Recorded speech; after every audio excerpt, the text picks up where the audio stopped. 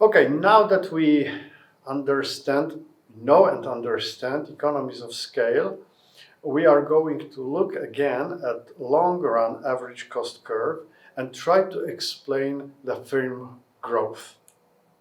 So there is a relation between long-run average cost and the scale of production, and you can see it here, right, in the slide.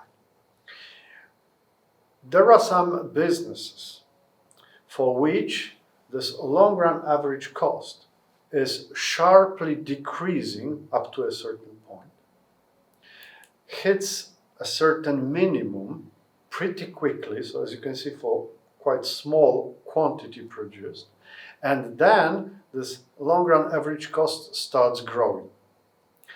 You know, this point for which this LAC curve stops declining and starts growing, we call minimum efficiency scale, MES. And this minimum efficiency scale for some businesses is pretty low.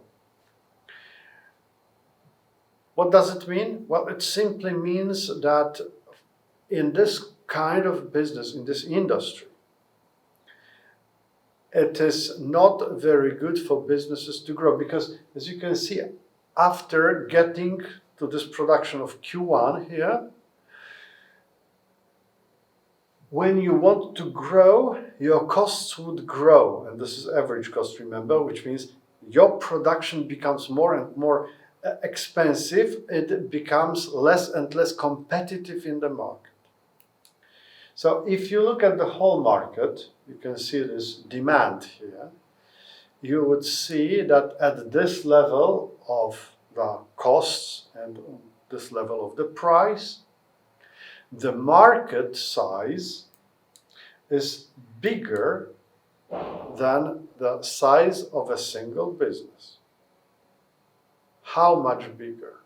Well, you could look at this slide here and you could think how many times you can add this Q1 to get to the full market capacity. This is 1, 2, 3, 4, 5 and something like 5.5. So you could squeeze in 5.5 of such business in this market.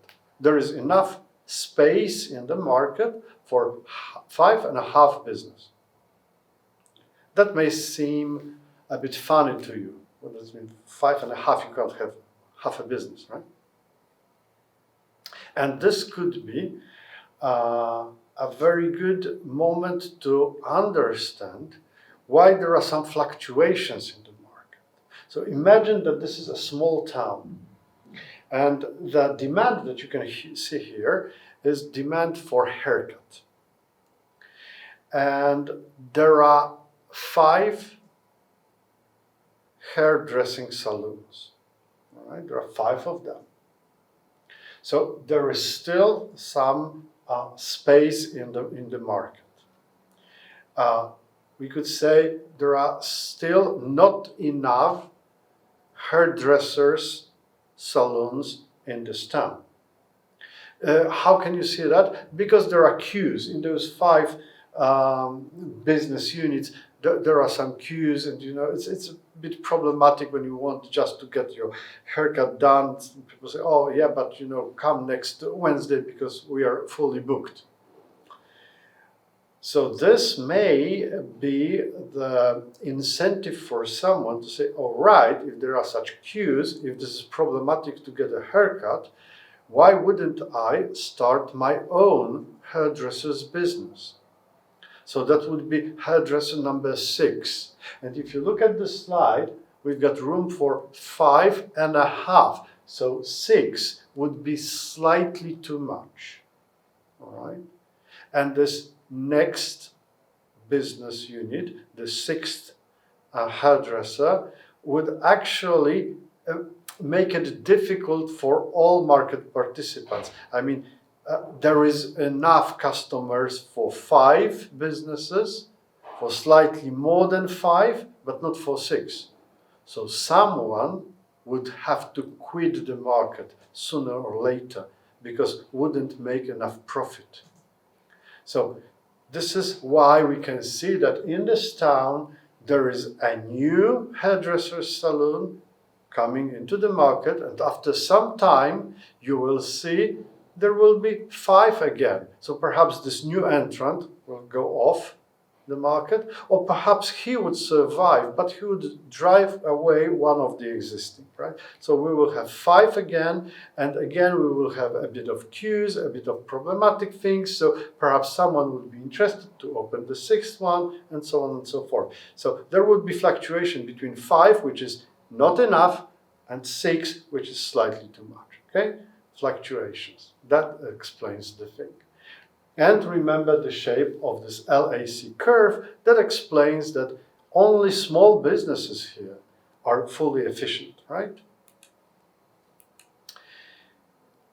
Sometimes, for some industries, this LAC curve is pretty flat here. What does it mean?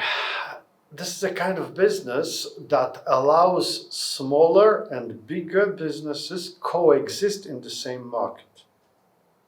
So this is very typical for clothing industry, for instance. Think of jeans, trousers producers. We've got big, huge businesses like Levi's, and we've got smaller ones like Wrangler or Rifle. We've got very small regional producers. Okay, they are all located on this flat part of this LAC curve. So bigger, smaller doesn't really matter because they all can be in this kind of market, right? So this is where we do not have actually strong economies of scale. And the next situation where this LAC curve is decreasing for a very long time, like here in this graph. So this is the kind of LAC curve that would clearly promote big businesses, or even very big businesses. When you look at industries where this happens, those big businesses are promoted, you can think of microchip producers, right? So yeah, like you've got CPU producers like Intel, AMD, right? These are big businesses. Automotive industry, car producers, right? If you are a tiny producer, then you've got very high costs. Obviously, there are also such small producers, right? When you look at, I don't know, Swedish Koenigsegg, for instance, this is a very small business.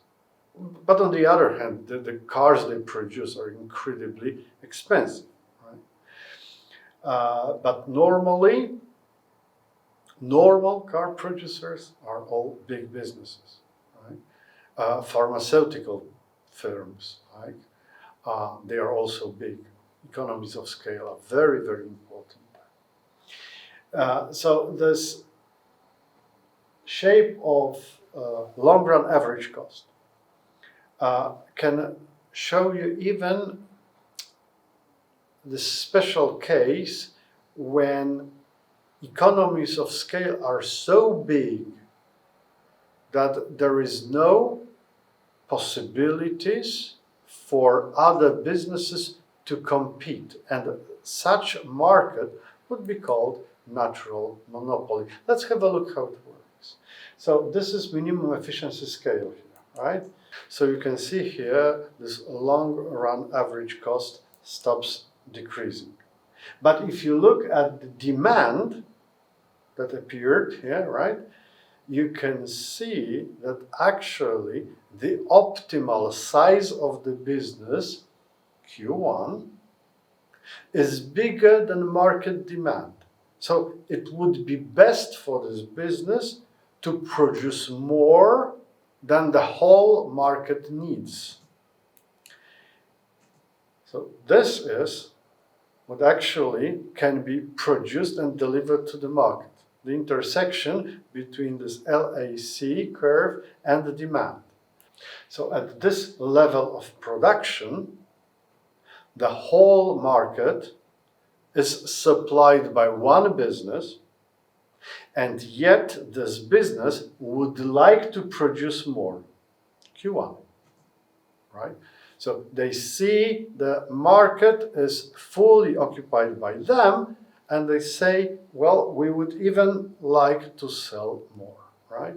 So if you have any competitor in this market who wants to enter the market and start selling, well, they start selling with very small Q, and if their Q is very small, then their cost is very high, so they cannot compete.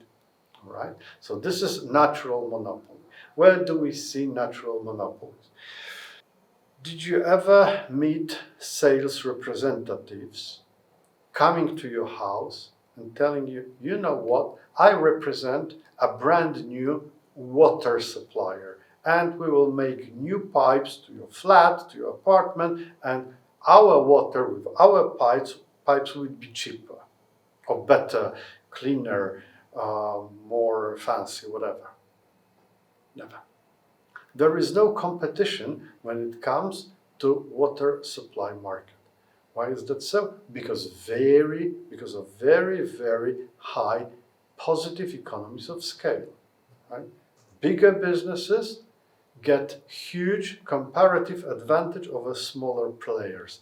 That's why water supply or power supply, these are natural monopolies.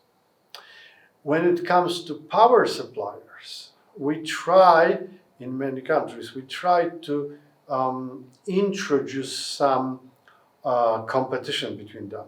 Like in Poland, for instance, you can buy your electricity from different companies. But this is artificial competition, in fact, right? This is not natural thing. This is not how this market normally looks like.